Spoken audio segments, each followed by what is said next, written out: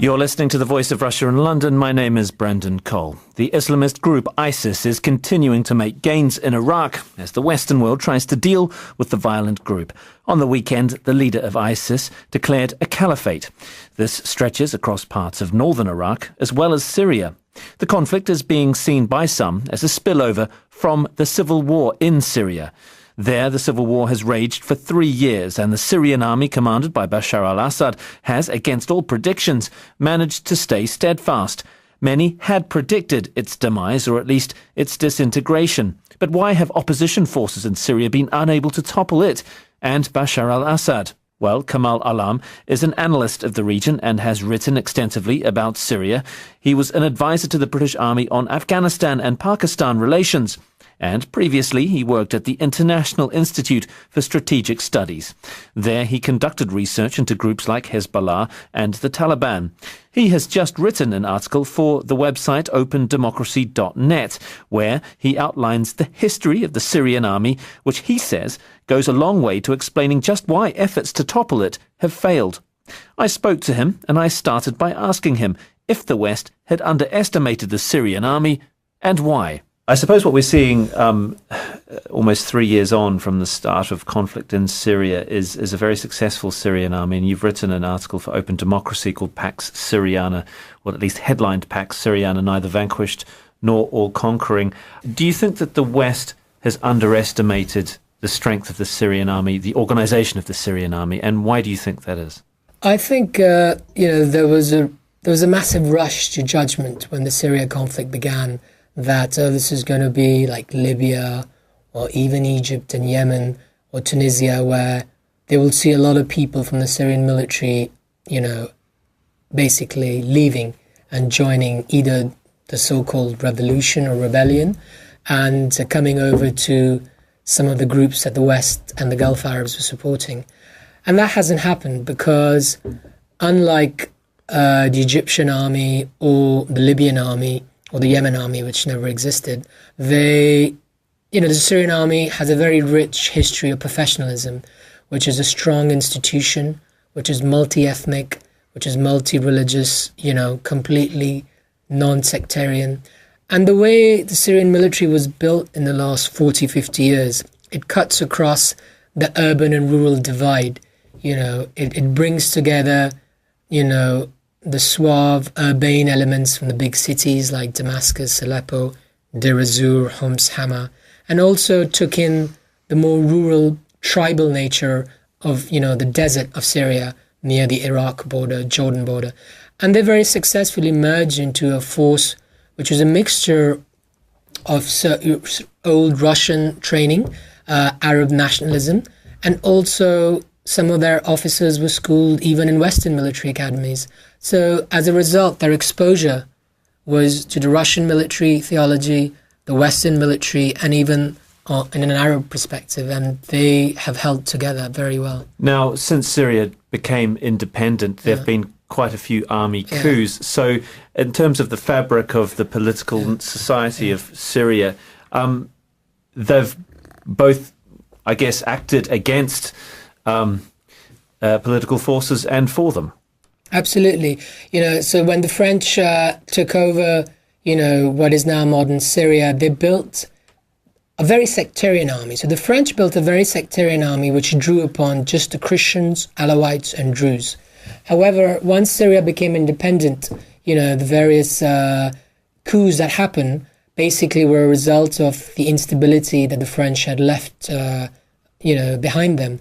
However, in the mid-60s, you see a movement in the mid-60s and the late 60s leading up to Hafiz al-Assad.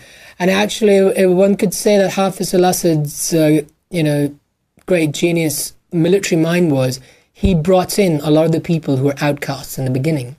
And those, he brought in big Sunni players into the Syrian military. And, also he depoliticized the army. So although it became a one-party rule where everyone had to be a member of the Ba'ath Party, what he did was the bulk of the military officers were removed from political positions. So their main job was to protect Syria.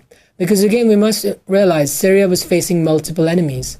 At the time, Egypt was destabilizing Syria because Egypt and Syria had become one country under Nasser, and the Egyptians tried to use Syria as a colony, and the Syrians didn't want that. The Iraqis tried to do the same. And of course, you had the enemy, the main enemy, which was Israel, that they were fighting. So when they had three enemies which were destabilizing them, Hafiz al-Assad decided the most important thing to protect the territorial integrity of Syria would be to maintain the neutrality of its army. How did he feel about the territorial integrity of Syria, given that it was drawn up under the Sykes-Picot Agreement and it was based on old imperial lines? Yeah. I suppose did he have the prospect of trying to invent a national identity out of these relatively arbitrary borders, and do you think he successfully did that? Yes, I guess this is where I think history is very important. The Syrians know their sense of history of Damascus and Aleppo especially. Damascus is the oldest Arab capital. It was the seat of the first great Arab empire when it expanded all the way to Europe and Asia. So they had the identity of Syria, and that stemmed from Damascus and being the oldest Arab empire. And from there, obviously you had the Ottoman Empire and the European empires, and then obviously the fake borders that came through Sykes-Picot. And that's why you had pressure from France, Iraq, Israel to take parts of Syria away.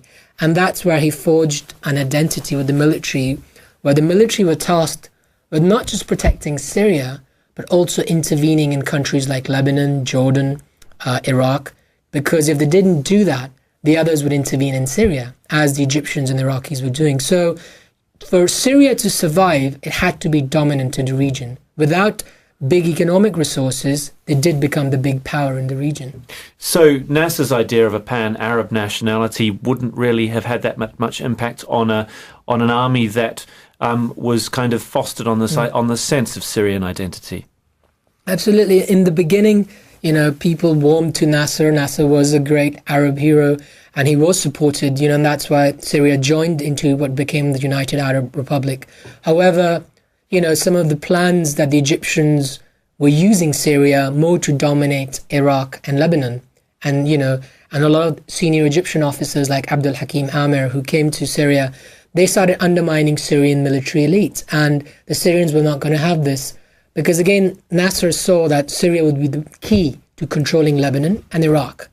So the geopolitical importance of Damascus came out. And that's where Assad and some of the other Syrian military leaders around him said, we've got to remove the Egyptian influence from Syria, otherwise Syria will cease to being Syrian.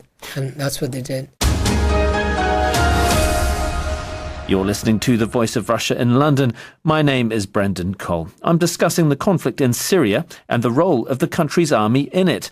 With me is the analyst and former advisor to the British Army, Kamal Alam. So was Hafez al-Assad's vision to recognise the multi-confessional nature of Syrian society? You mentioned Christians, Druze, and so on, and kind of almost use that as an asset, because having a sectarian-based army in such a multi-confessional society wouldn't perhaps work. Absolutely. He used this to his great advantage, and I think that's the greatness of his vision, whereby, he knew that to keep Syria intact, you need a strong army. But to keep a strong army, you must please all the various confessions that live within Syria. The Christians, the Druze, the Sunni, the Alawites. And he gave them a sense of being Syrian. And that sense of being Syrian can be seen today in the military, where it is more important belonging to the Syrian Arab Republic Army than it is being a Sunni or a Christian or a Druze. And he did that successfully. The top officers were drawn from all the religions. The top military academies were in Hama and Homs, which are the Sunni heartland of Syria. And you could rise to the top. It didn't matter what religion or caste you come from. So, in a funny way, he introduces meritocracy in a way that perhaps doesn't exist in other armies. Absolutely, especially in the region. If you look at the region, especially the Arab countries around them, Iraq, Jordan, Saudi Arabia, and some of the other smaller states, and look at the composition of their militaries, which is very, very, very divisive in their nature. For example, in the Saudi army, you can't rise to the top if you're not married to an Al Saud. The top officers come from 5 tribes. So in Iraq, Saddam Hussein, tried. I mean, of course, Saddam also was from the Ba'ath Party, although the Ba'ath Party had split. And the Iraqi army, had few people who were, especially from the Kurdish groups. You did have Christian officers in the Iraqi army and Shia officers, but not to the extent of the Syrian army, and the Jordanian army, again, the Jordanian army is simply an army that was built by the British officers, when it was Transjordan by Glub Pasha. And the Jordanian army's only job is to protect the king, it's not there. And the perfect example is in 1970, Black September, when Yasser Arafat and the PLO tried to overthrow the Kingdom of Jordan. It's the Pakistan army and the Syrian army that stepped in to protect Jordan. Otherwise, Jordan would have ceased to exist. So that explains to you that Jordan's own army couldn't protect it from the Palestinians. It needed Hafiz al-Assad and the Pakistan army to throw the Palestinians out. So how did Alawites and Sunnis and Druze and so on feel about fighting alongside each other in the Syrian army? I mean, was that problematic to start with? I mean, or it was never an issue? I think it was never an issue because of the rich history of Syria. They, loads of civilizations and come and gone there. Jewish, Christian, Muslim, Roman, Turks, Arabs. As a result, it was built up this, very, very peaceful nature of coexistence.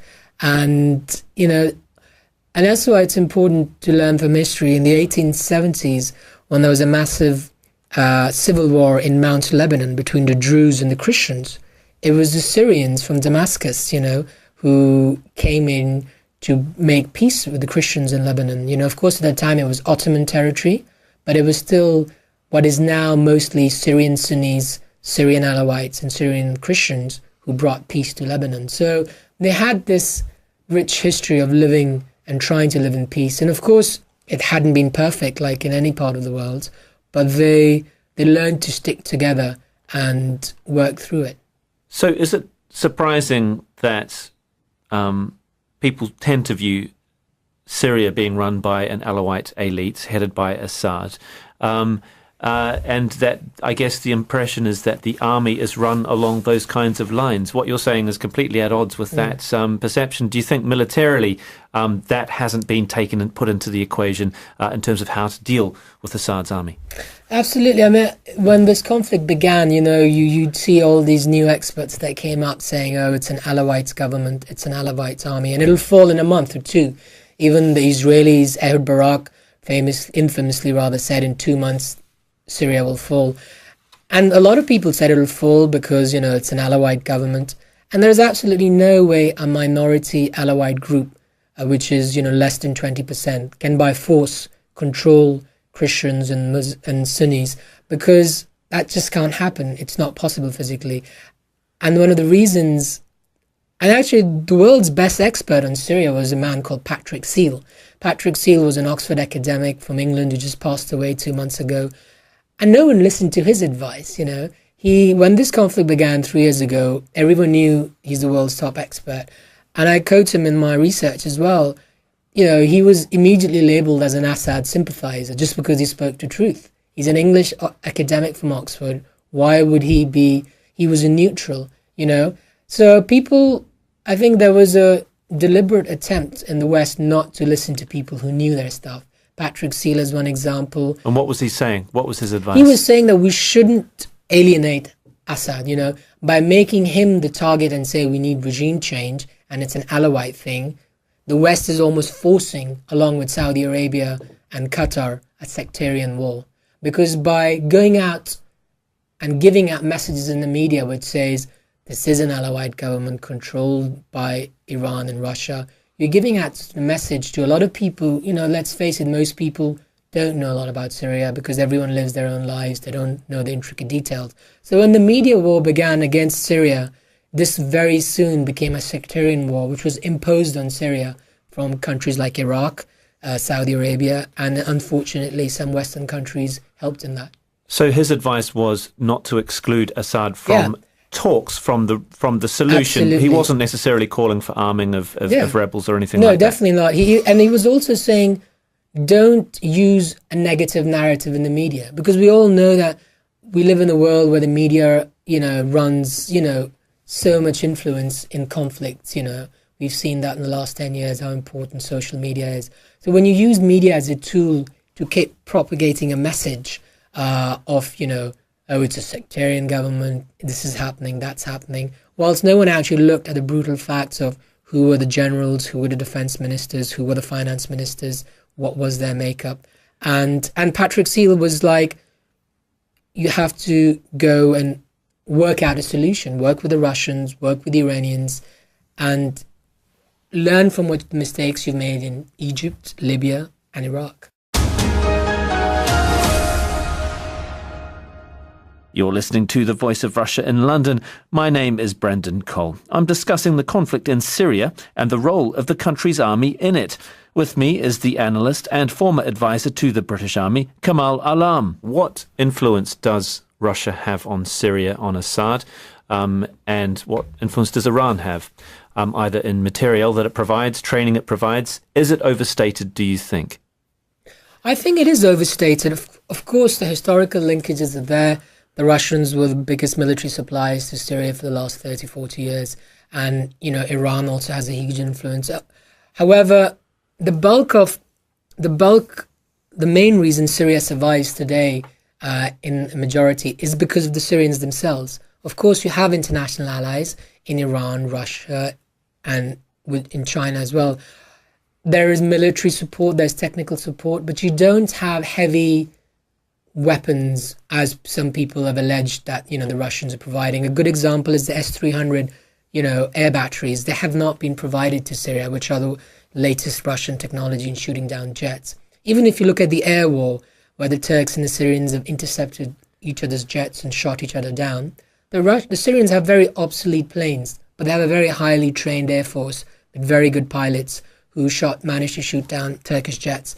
So it is overstated. Sure, the help is there. I would say the Russian and Iranian help is no more than, what the Turkish, American, or Gulf Arab help is to the rebels. It's not hugely significant.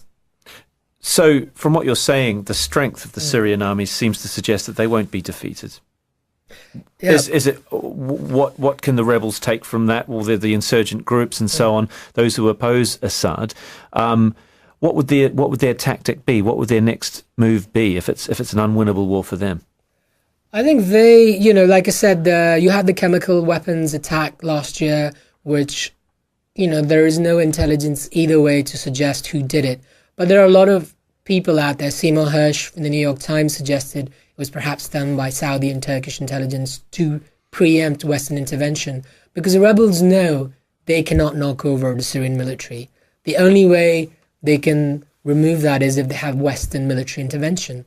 The rebels themselves will not dislodge the Syrian army. In fact, we've seen the opposite, where some of the territory the Syrian rebels had taken, the Syrian military has slowly taken all those lands back and are taking them back. So realistically, the only way they would go is if you had heavy Western involvement. And the rebels are doing all kinds of atrocities and terrorist acts to instigate Western intervention.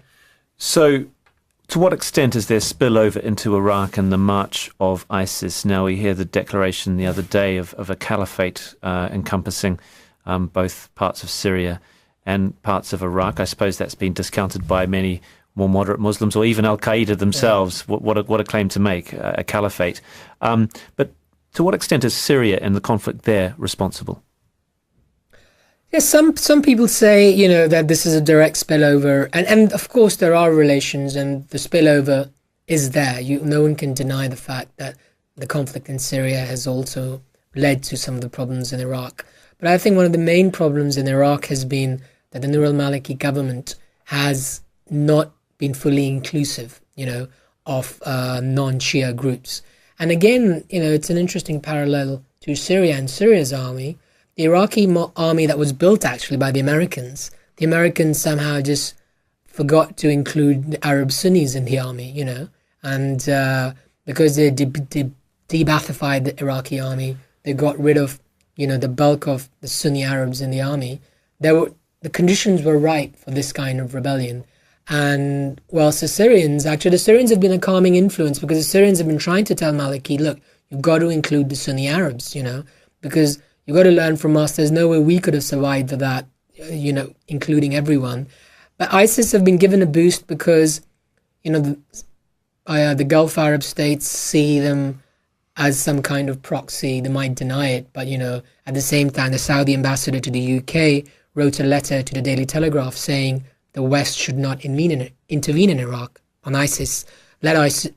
So that letter, which came out a week ago, is a good indication that the Saudis don't want Western intervention, which is odd when you consider Saudi Arabia claimed to be fighting the war on terror, because if you don't want Western intervention in Iraq, as the Saudis are saying, that means in an indirectly way they're saying we're happy with what's happening in Iraq. Aren't they at risk? Well, they're definitely at risk, but, their officials... So you're saying that there's an ulterior motive behind their desire not to have intervention? Yeah, because I think they think, and this has been one of their policies, but they indirectly think that by having such a group in Iraq, it puts pressure on Iran. So, if you have Western intervention overnight and start bombing ISIS targets, then you have, then that's the end of that kind of movement. So it's more complicated than that. Of course, they're a direct threat to Saudi Arabia. And currently, Saudis rely on their own borders being protected by the Pakistan military. So Saudis don't rely on their own military in any way. So they see this threat emanating, and they've always tried to export their threats to other Muslim countries. They did it to Afghanistan, Pakistan, Chechnya, and they're now doing it to Iraq and Syria. So just getting back to Syria and Assad's army, what role will he play and the Syrian army in combating ISIS, if any? Will he present himself as somebody who can actually fight ISIS, take on ISIS, or will he not? Will he stay silent on that? In terms of ISIS in Iraq? Yes. The Syrian Air Force... And ISIS in Syria. Syrian Air Force has already been bombing ISIS targets in Iraq over the last 2-3 days, which is something Iraqis couldn't do because the Americans haven't provided the jets to the Iraqis, which they promised. Russian jets have arrived 2 days ago. So Assad has already taken a proactive role in fighting ISIS, even in Iraq. Will he get credit for that? I think he is getting credit for that in some way. The Iraqis have thanked him for it, and no one in the West will directly thank him for it. But actually, there are some people in the West who are now happy that, and this is where someone has to be brave in America or the European Union and reach out to Russia and Syria and say, we are willing to work with you on fighting this terrorist threat in Syria and Iraq, because this threat is now coming back to the West and Russia. Is that likely, though? I mean, is that likely that Assad could play... he's playing a strategic game if he's helping tackle ISIS. It's for his own self-interest, but also he could present it as a way of saying, as a sop to the West, saying, look, I am helping. Absolutely. And take pressure off him. This follows on from the chemical weapons, whereby Assad and Syria fully cooperated with the United Nations in removing chemical weapons. They've all been removed, as the UN says itself. And that, again, the Americans acknowledged that the Syrians cooperated on that. And that was him reaching out. He has again said he's willing to talk, and I think the Syrians have always been willing to talk and cooperate in all these issues. It's the Syrian rebels who have no say in Syria, who sit in Turkey and Doha, who refuse to negotiate because they want regime change. However, the Syrian government itself and the Syrian army has been very open to meeting with Western officials and working together. And they've already done this. They have a rich history. In the first Gulf War, the Syrians cooperated with America, part of the coalition of the willing that went to liberate Kuwait. So the Syrians have a legacy of working with the West, and they have reached out and said, we must combat terrorism together. But there's no escaping that the West will want some kind of justice for the human rights abuses in Syria, for the hundreds of thousands of people who lie dead, and for the millions who have fled the country as well. And they blame Assad for that. Absolutely. That's where I think you need skilled diplomacy coming to the table, where, they must sit on the table together and work out a solution which looks at aid, and it's been proven now that most of Western aid is being wasted because it's not being managed properly. Again, Syria has reached out and said any aid that must be delivered should coordinate through Damascus.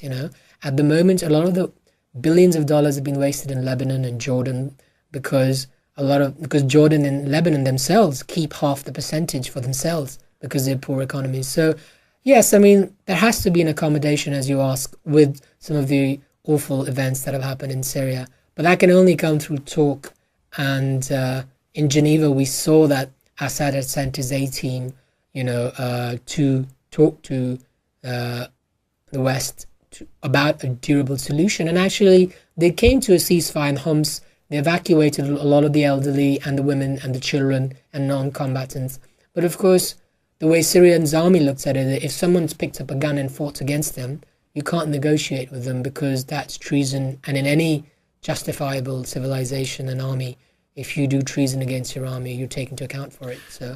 So just finally, was there an anticipation that that some of Assad's army would desert, and why didn't they? There was a massive anticipation that they would desert, and not just an anticipation. The West reached out, along with the Saudis, to try to bribe through millions of dollars for the top generals and officers to desert. And yes, you have had one or two notable defectees, but I would say 85% of the officer corps is still there. And that 85% that is still there, the reason they have not defected is they have a proud history, and that's what I try to say in my research and my work, that the Syrian military history is unlike other Arab armies because it's the only army that fought, non-stop for the rights of its people against Israel and against other countries who were a threat to Syria. So as a result, the Syrians grow up with this sense of history, and that's why they haven't defected. At the same time, if it was a sectarian army, you would have had a lot of senior Sunnis and Christians and Druze defecting. But, a lot of the senior generals and officials are actually Sunnis, Druze, Christians, which means they're an inclusive military. And that is why they have not deserted, because they know the alternative is Iraq or Lebanon, which are, unfortunately, just sectarian civil wars. That was the analyst Kamal Alam speaking to me there about the Syrian army. This is the Voice of Russia in London. My name is Brandon Cole.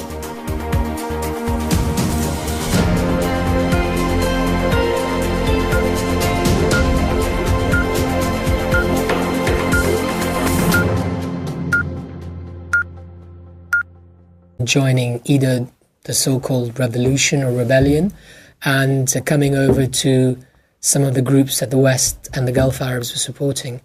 And that hasn't happened because unlike the Egyptian army or the Libyan army or the Yemen army, which never existed, the Syrian army has a very rich history of professionalism, which is a strong institution, which is multi-ethnic, which is multi-religious, completely non-sectarian.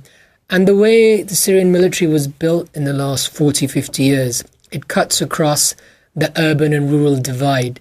It brings together, the suave, urbane elements from the big cities like Damascus, Aleppo, Deir ez-Zor, Homs, Hama, and also took in the more rural, tribal nature of, the desert of Syria near the Iraq border, Jordan border. And they very successfully merged into a force which was a mixture of old Russian training, Arab, leading up to Hafiz al-Assad. And actually, one could say that Hafiz al-Assad's, great genius military mind was he brought in a lot of the people who were outcasts in the beginning. And those, he brought in big Sunni players into the Syrian military. And, also he depoliticized the army. So although it became a one-party rule where everyone had to be a member of the Ba'ath Party, what he did was the bulk of the military officers were removed from political positions. So their main job was to protect Syria. Because again, we must realize Syria was facing multiple enemies. At the time, Egypt was destabilizing Syria because Egypt and Syria had become one country under Nasser. And the Egyptians tried to use Syria as a colony, and the Syrians didn't want that. The Iraqis tried to do the same. And of course, you had the enemy, the main enemy, which was Israel, that they were fighting. So when they had three enemies which were destabilizing them, Hafiz al-Assad decided the most important thing to strategic studies. There he conducted research into groups like Hezbollah and the Taliban.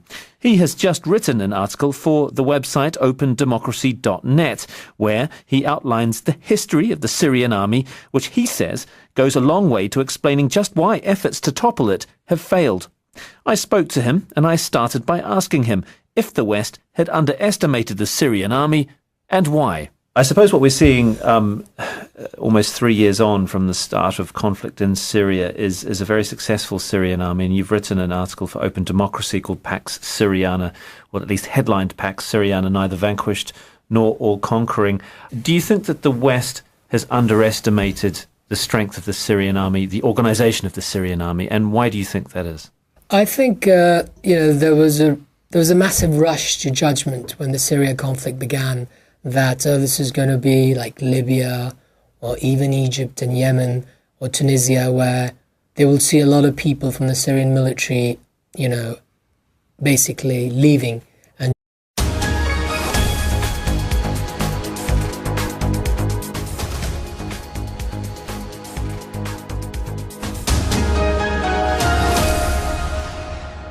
you're listening to The Voice of Russia in London. My name is Brendan Cole. The Islamist group ISIS is continuing to make gains in Iraq as the Western world tries to deal with the violent group. On the weekend, the leader of ISIS declared a caliphate. This stretches across parts of northern Iraq as well as Syria. The conflict is being seen by some as a spillover from the civil war in Syria. There, the civil war has raged for 3 years, and the Syrian army, commanded by Bashar al-Assad, has, against all predictions, managed to stay steadfast. Many had predicted its demise, or at least its disintegration. But why have opposition forces in Syria been unable to topple it and Bashar al-Assad? Well, Kamal Alam is an analyst of the region and has written extensively about Syria. He was an advisor to the British Army on Afghanistan and Pakistan relations. And previously, he worked at the International Institute for Nationalism, and also some of their officers were schooled even in Western military academies. So as a result, their exposure was to the Russian military theology, the Western military, and even in an Arab perspective, and they have held together very well. Now, since Syria became independent, there have been quite a few army coups. So in terms of the fabric of the political society of Syria, they've both, I guess, acted against political forces and for them. Absolutely. So when the French took over, what is now modern Syria, they built a very sectarian army. So the French built a very sectarian army which drew upon just the Christians, Alawites and Druze. However, once Syria became independent, the various coups that happened basically were a result of the instability that the French had left, behind them. However, in the mid-60s, you see a movement in the mid-60s and the late 60s